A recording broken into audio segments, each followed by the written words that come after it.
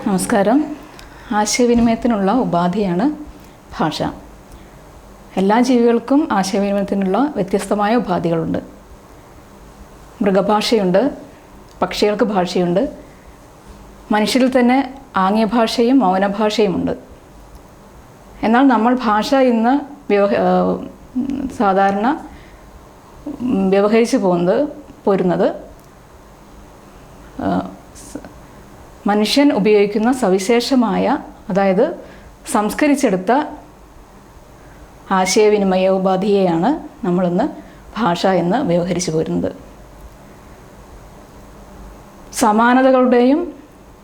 സമാനതകളുടെ അല്ലെങ്കിൽ പ്രയോഗത്തിലുള്ള സമാനതകളുടെ അടിസ്ഥാനത്തിൽ ഭാഷയെ പ്രത്യേക കുടുംബങ്ങളായിട്ട് അഥവാ ഗോത്രങ്ങളായിട്ട് വേർതിരിച്ചിട്ടുണ്ട്. ഹിന്ദി ഉൾപ്പെടെയുള്ള ഉത്തരേന്ത്യൻ ഭാഷകൾ ഇന്തോ യൂറോപ്യൻ ഗോത്രത്തിൽ ഉൾപ്പെടുന്ന ഇൻഡോ ആര്യൻ ഭാഷാ ഗോത്രത്തിലാണ് ഉൾപ്പെടുന്നത്. നമ്മുടെ ഭാഷയായ മലയാളം ദ്രാവിഡ ഭാഷാ ഗോത്രത്തിൽ പെടുന്ന ഭാഷയാണ്. തമിഴ്, തെലുങ്ക്, കന്നഡ എന്നീ ദക്ഷിണേന്ത്യൻ ഭാഷകളാണ് മറ്റ് ദ്രാവിഡ ഭാഷാ ഗോത്രത്തിൽ മറ്റ് പ്രധാനപ്പെട്ട ദ്രാവിഡ ഭാഷകൾ. സംഘകാലത്ത് നിലനിന്നിരുന്ന ചേര, ചോള, പാണ്ഡ്യ നാട്ടുവംശങ്ങൾ ഭരിച്ചിരുന്ന പ്രദേശത്ത് നിലനിന്നിരുന്ന ഭാഷ തമിഴ് എന്ന പേരിലായിരുന്നു അറിയപ്പെട്ടത്. അതിൽ ചേര രാജാക്കന്മാർ ഭരിച്ചിരുന്ന പ്രദേശത്ത് നിലനിന്നിരുന്ന തമിഴാണ് പിന്നീട് മലയാളമായിട്ട് മാറിയത് എന്നാണ് വിശ്വസിക്കപ്പെടുന്നത്. മലയാളത്തിൻ്റെ പുരോഗമനാത്മകമായ വളർച്ചയിൽ സംസ്കൃതത്തിൻ്റെ വലിയൊരു സ്വാധീനം ഉണ്ടായിട്ടുണ്ട്. പിന്നീട് കേരളത്തിൽ വന്ന മറ്റ് വിദേശ ഭാഷകളുടെയും വലിയ സ്വാധീനം മലയാളത്തിൻ്റെ വളർച്ചയിൽ ഉണ്ടായിട്ടുണ്ട്. ഇപ്പോൾ മലയാളം ഉൾപ്പെടുന്നത് ദ്രാവിഡ ഭാഷാ ഗോത്രത്തിലാണ്.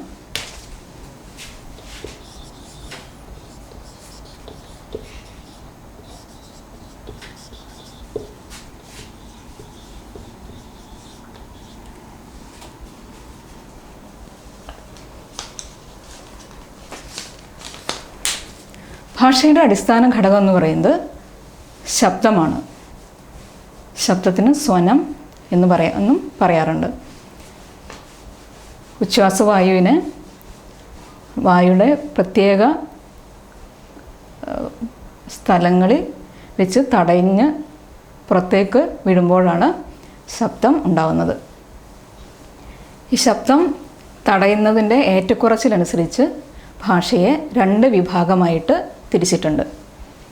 ഏറ്റവും കുറച്ച് മാത്രം തടയുന്നത് സ്വരങ്ങൾ എന്നും, കൂടുതലായിട്ട് ഉച്ഛ്വാസവായുവിനെ തടഞ്ഞ് ശ്വാസത്തിനെ പുറത്തേക്ക് വിടുമ്പോൾ അത് വ്യഞ്ജനങ്ങൾ എന്ന പേരിലും ആണ് അറിയപ്പെടുന്നത്. സ്വരങ്ങൾ, വ്യഞ്ജനങ്ങൾ എന്നിങ്ങനെ ശബ്ദങ്ങളെ 2ആയി തിരിച്ചിട്ടുണ്ട്.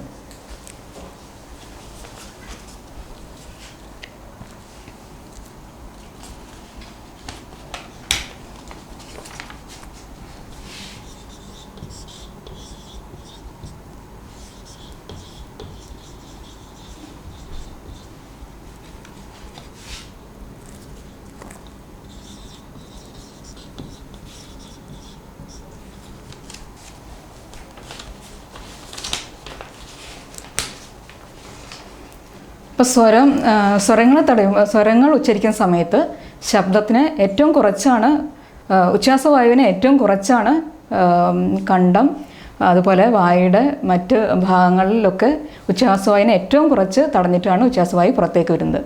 അപ്പോൾ നമുക്കറിയാം ആ ഈ ഉ തുടങ്ങിയിട്ടുള്ള 13 സ്വരങ്ങളാണ് മലയാളത്തിൽ ഇപ്പോൾ ഉപയോഗിക്കുന്നത്.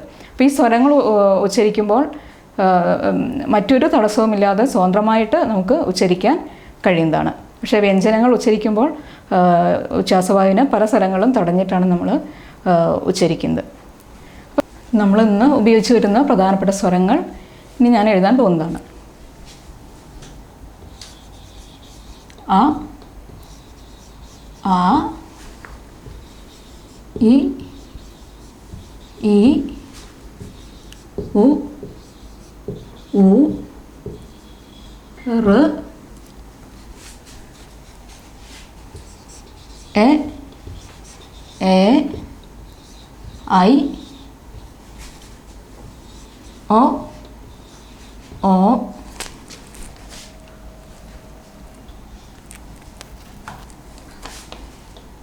ഓ ഔ അ ആ ഇ ഈ ഉ ഊ റ് എ എ ഐ ഒ ഓ ഔ 1 2 3 4 5 6 7 8 9 10 11 12 13. അപ്പം നമ്മൾ ഇന്ന് ഉപയോഗിച്ച് വരുന്നത് പ്രധാനമായും ഈ 13 സ്വരങ്ങളാണ്. അപ്പോൾ ഈ സ്വരങ്ങളുടെ പ്രത്യേകത എന്ന് വെച്ചാൽ സ്വരങ്ങൾ നമ്മൾ ഉച്ചരിക്കുന്ന സമയത്ത് ഉച്ഛ്വാസവായുവിനെ എവിടെയും തടയാതെ പുറത്തേക്ക് വിടുകയാണ് ചെയ്യുന്നത്. ആ എന്ന് ഉച്ചരിക്കുമ്പോഴോ ആ ഇ ഊ ഊ റ് എ എ എവിടെയും നമ്മൾ ഉച്ഛ്വാസവായുവിനെ തടയാതെ സ്വതന്ത്രമായിട്ട് പുറത്തേക്ക് വിടുകയാണ് ചെയ്യുന്നത്. അപ്പോൾ ഇതാണ് സ്വരത്തിൻ്റെ പ്രത്യേകത. 13 സ്വരങ്ങളാണ് മലയാളത്തിൽ പ്രധാനമായിട്ട് നമ്മൾ ഉപയോഗിക്കുന്നത്. മുൻപ് നമ്മൾ അക്ഷരമാലയൊക്കെ എടുത്തു നോക്കുമ്പോൾ ഇതിൽ കൂടുതലായിട്ട് ഔ അം ആ എന്നുള്ളതൊക്കെ കാണാറുണ്ട്. അപ്പോൾ ഈ അം ആ എന്നുള്ളതൊക്കെ നമ്മൾ വീണ്ടും റിപ്പീറ്റ് ചെയ്തിട്ട് ആവർത്തനമാണ് എന്നതുകൊണ്ട് അതിനെ അക്ഷരമാലയിൽ നിന്ന് നമ്മൾ ഉപേക്ഷിക്കുകയാണ് ചെയ്തത്. അപ്പോൾ ഇനി നമ്മൾ നോക്കുന്നത് മലയാളത്തിലെ പ്രധാനപ്പെട്ട വ്യഞ്ജനാക്ഷരങ്ങളെയാണ്.